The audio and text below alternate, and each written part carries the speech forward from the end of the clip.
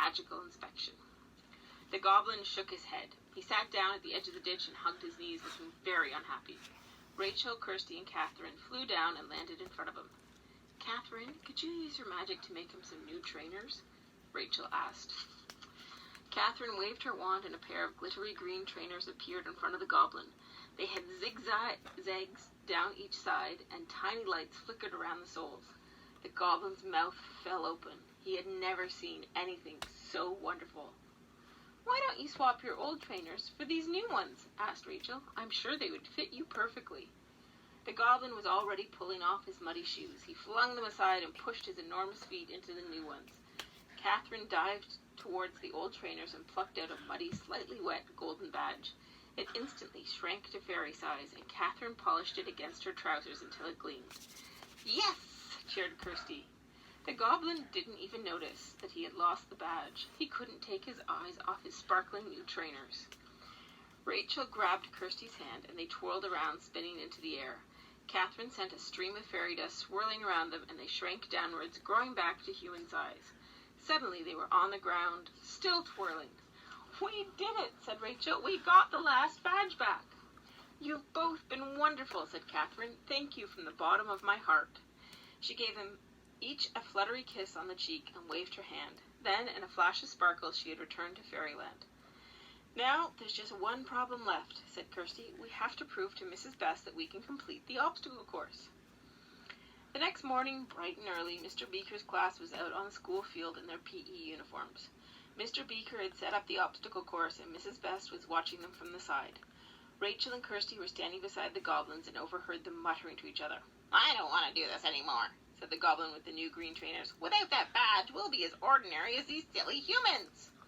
"Let's sneak away and bunk off," said the second goblin. Kirsty leaned closer to them.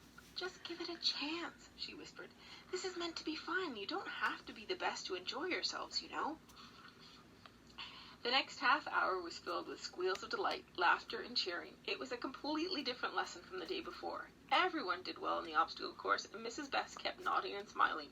The goblins seemed to enjoy it too, even though they tripped over their own feet a few times. "Good effort, you boys in green," called out Mrs. Best. "Excellent work, everyone." The class helped to tidy up the equipment and then went to get changed.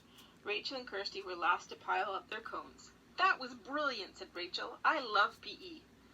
"Psst!" The girls looked around puzzled. "What was that?" asked Kirsty. "Psst!" The girls looked down and saw Kathryn peeping out from behind the cones and beckoning to them. "Kathryn," said Rachel, "I didn't think we'd see you again so soon." "I've come to invite you to the Fairyland School," she said. "We're in the middle of the royal visit, and it's going really well, thanks to you. We think you should be there, too." The girls looked over their shoulders. The other pupils were walking away from them, and Mr. Beaker and Mrs. Best were talking to each other. Rachel and Kirsty exchanged an excited look. They knew that no time would pass in the human world while they were gone. "We'd love to come," said Kirsty. A few minutes later, the girls were following Queen Titania and King Oberon around the Fairyland School. Marissa, Allison, Lydia, and Kathryn were leading the way and looking very proud. "This is our library," said Lydia, opening the door to a large quiet room filled with books. "Fairies can come and read the books whenever they want. As you can see, there are always lots of pupils in here." Lots of young fairies were curled up in squashy armchairs, reading or fluttering around the enticing shelves. The king and queen smiled. "You are running a very happy school," said King Oberon. "Every lesson we have seen has been fun and interesting. It makes me want to go back to school." Everyone laughed, and the girls squeezed each other's hands. They knew that the visit was going so smoothly because the school days fairies had their magical badges back. "Finally, we'd like to show your majesties a gymnastics class," said Kathryn. She led them all to the school hall where the fairies' gymnastics class was waiting. When they saw the king and queen, they began their synchronized flying routine. It was incredible. They twirled and spun through the air, performing the same moves in perfect harmony without a single mistake. "They're amazing," said Kirsty with a gasp. Just then there was a knock on the hall door, and Kathryn hurried over to open it. The girls saw her gasp and step backwards. Jack Frost and a crowd of goblins were walking into the hall. Chapter 6, a demonstration and